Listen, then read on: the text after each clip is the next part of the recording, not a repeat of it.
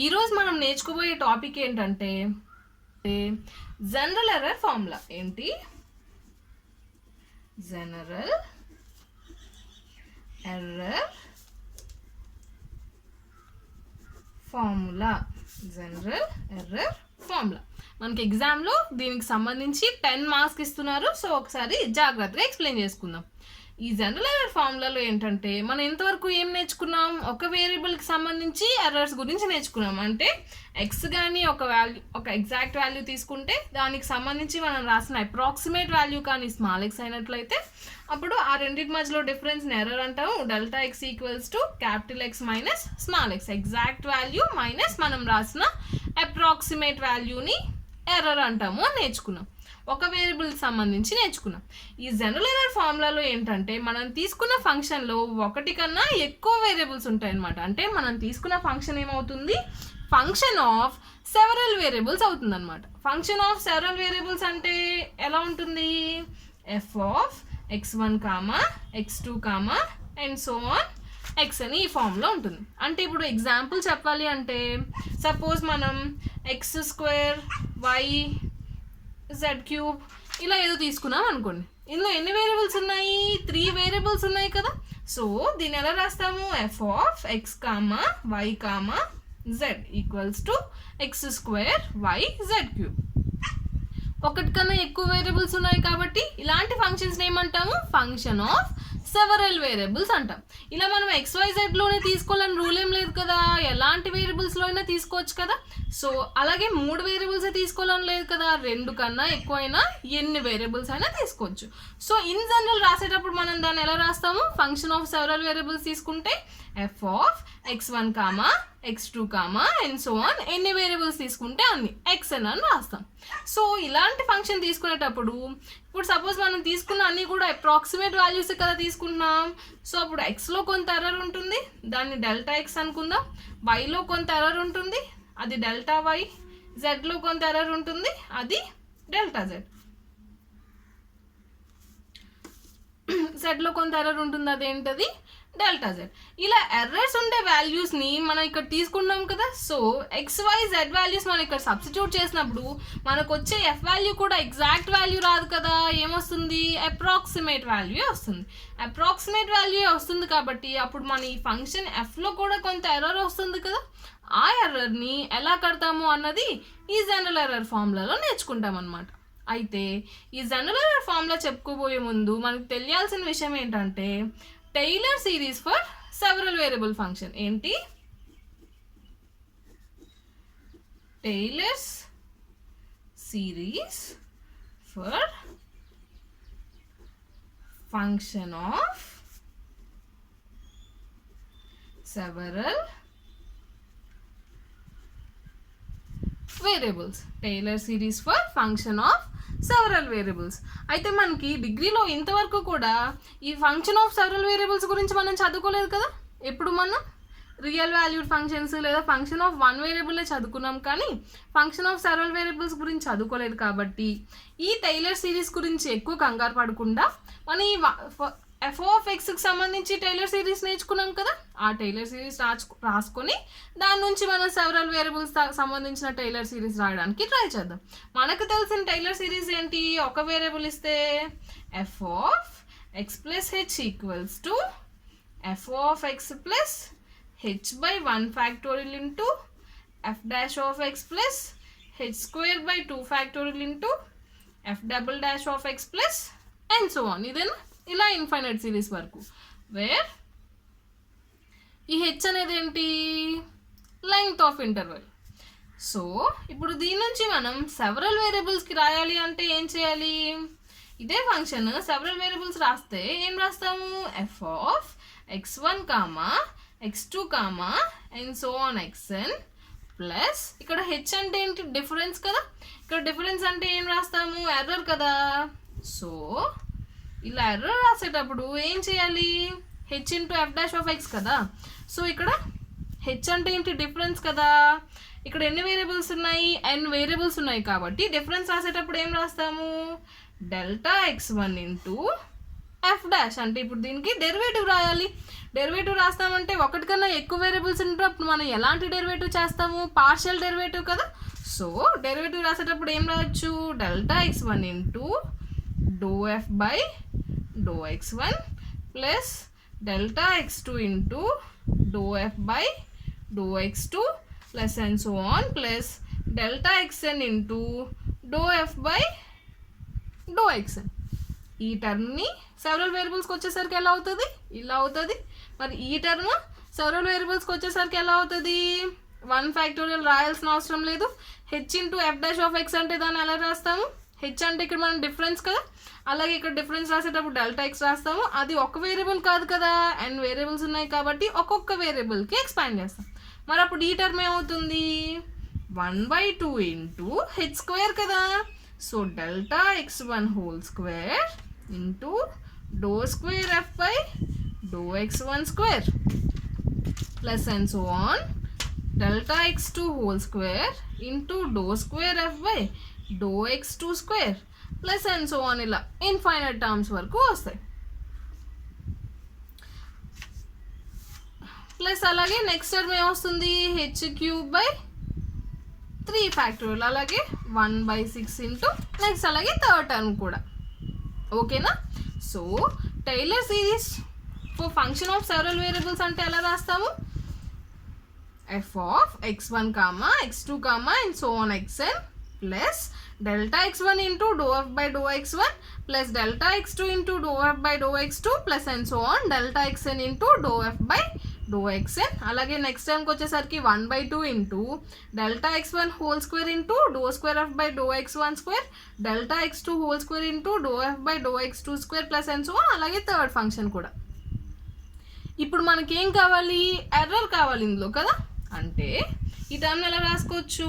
F of x1 comma x2 comma and so on xn plus delta F, ఇందులో ఉండే error equals to ఇటువైపు term ఏమొచ్చింది మనకి? F of x1 comma x2 comma and so on xn plus 1/1 factorial into delta x1 into do F by do x1 plus delta x2 into do F by do x2 plus and so on delta xn into do F by do xn plus 1/2 into delta x1 whole square into do F by doe square F by do x1 square plus delta x2 whole square into do square F by do x2 square plus and so on. ఇంకా infinite series అలా continue అవుతుంది. అయితే ఇప్పుడు మనకి delta x1లో delta x2 ఇవన్నీ ఏంటి? Errors in x1, error in x2, error in x3 అలా కదా. సో ఎర్రర్ అంటే మనకి జనరల్గా ఎలా ఉంటుంది? 0.0లో ఏదో అంటే 0కి 1కి మధ్యలో ఏదో చిన్న వాల్యూనే కదా మనం ఎర్రర్ అంటాము. అంతకన్నా ఎక్కువ వస్తే మనం చేసింది తప్పు అంటాం, ఎర్రర్ వచ్చింది అన్నాం. సో ఏంటి ఎర్రర్ అంటే చాలా చిన్న వాల్యూ ఉంటుంది. 0.002 ఏదో 0 పాయింట్లో ఏదో డెసిమల్, అదే 0 నుంచి 1 మధ్యలో ఎంతో కొంత ఉంటుంది. అలాంటప్పుడు దానికి స్క్వేర్ చేస్తున్నామంటే ఏమొస్తుంది? ఇంకా చిన్న వాల్యూ వస్తుంది కదా. 0 నుంచి 1 మధ్యలో ఇప్పుడు సపోజ్ 0.25 ఉంది, దానికి స్క్వేర్ చేస్తున్నామంటే అప్పుడు ఎంత వస్తుంది? 0.0625 అవునా? అంటే దీనికన్నా చిన్నదా? మళ్ళీ దీనికి స్క్వేర్ చేస్తే ఇంకా దీనికన్నా చిన్న వాల్యూ వస్తుంది కదా. సో మనం ఒక చిన్న వాల్యూ తీసుకుంటే దానికి స్క్వేర్ చేస్తున్నా లేదా క్యూబ్ చేస్తున్నా వస్తున్న వాల్యూస్ ఏమవుతాయి? వాల్యూస్ తగ్గుతూ పోతాయి, అలా నెగ్లిజిబుల్ అయిపోతాయి. సో మనం తీసుకున్న ఎర్రర్ వాల్యూస్ ఎప్పుడు చిన్న ఉంటాయి కాబట్టి ఈ స్క్వేర్ టర్మ్స్ మనం ఏం చేయొచ్చు? నెగ్లెక్ట్ చేసేయచ్చు. ఈ స్క్వేర్ టర్మ్స్ మనం ఏం చేయొచ్చు? నెగ్లెక్ట్ చేసేయచ్చు. చాలా చాలా చిన్న వాల్యూస్ వస్తాయి కాబట్టి స్క్వేర్ టర్మ్స్ రాయాల్సిన అవసరం లేదు. సో అప్పుడు మనకి ఏమొస్తుంది? F of x1 comma x2 comma and so on xn plus delta F equals to ఏమొస్తుంది? F of x1 comma x2 comma and so on xn plus 1/1 factorial రాయొద్దు కదా, delta x1 into do F by do x1 plus delta x2 into do F by do x2 plus and so on plus delta xn into do F by do xn వస్తుంది. So మనకి delta F value ఏమొచ్చింది, delta x1 into do F by do x1 plus delta x2 into do F by do x2 plus and so on plus delta xn into do F by do xn. అవునా? ఈ వచ్చిన ఈ ఫార్ములాను ఏమంటాము, general error formula అంటాం. ఏమంటాం, general error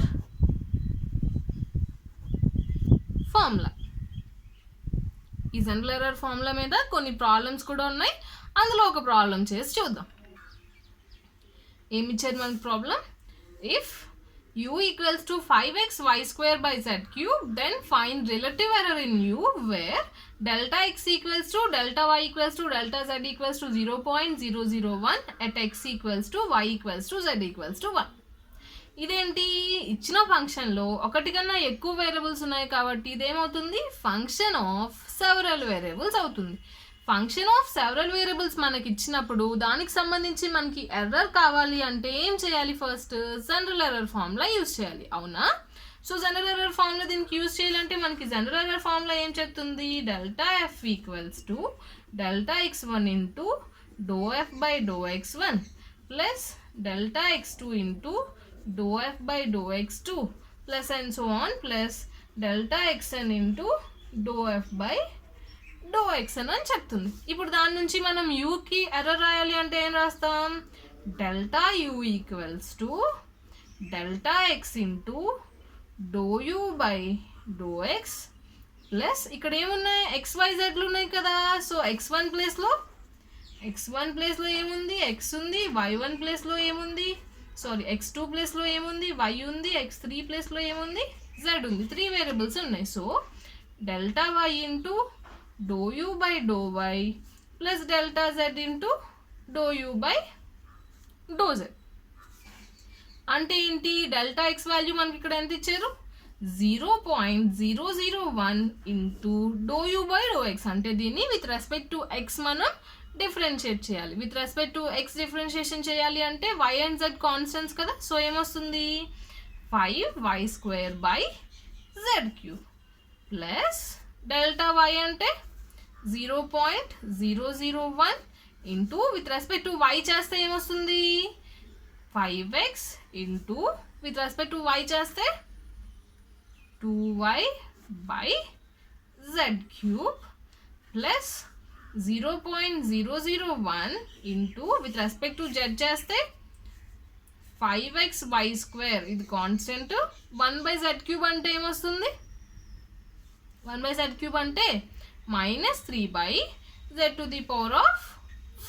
అవునా?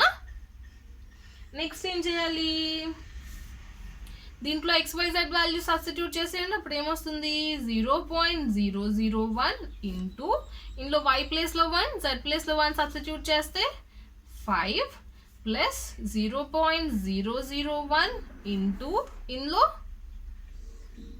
XYZ value substitute చేస్తే 10/1 ప్లస్ 0.001 ఇంటూ 15 -15. అవునా? ఇప్పుడు మల్టిప్లై చేసేయండి, ఏమొస్తుంది, 0.005 ప్లస్ 0.10తో మల్టిప్లై చేస్తే ఒక డెసిమల్ ప్లేస్ ముందుకు వస్తుంది.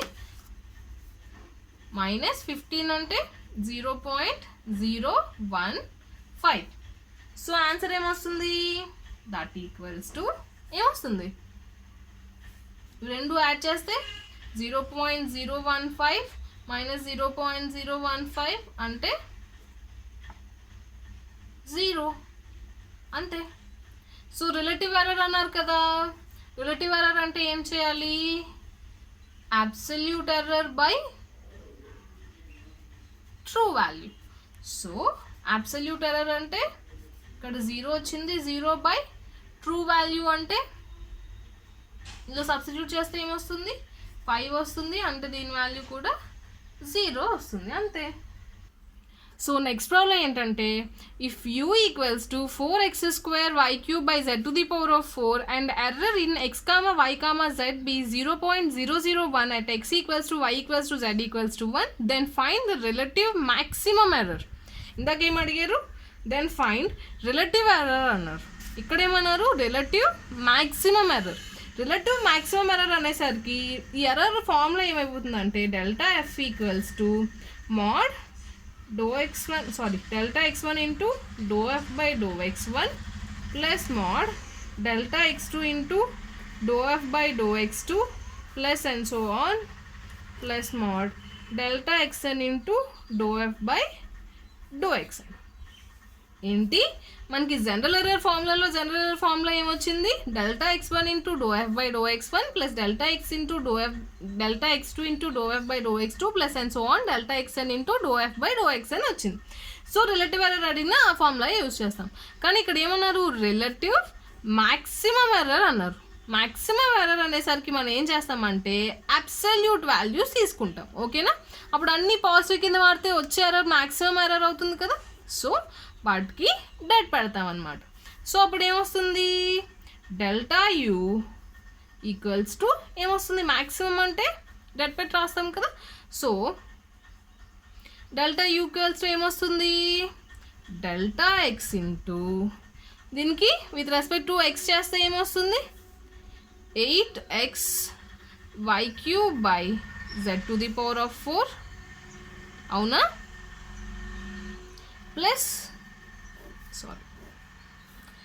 ప్లస్ డెల్టా వై ఇంటూ వైతో చేస్తే ఏమొస్తుంది, 12x square y square by z to the power of 4 plus delta z into with respect to z చేస్తే ఏమొస్తుంది, 4x square y cube into minus 4 by z to the power of 5.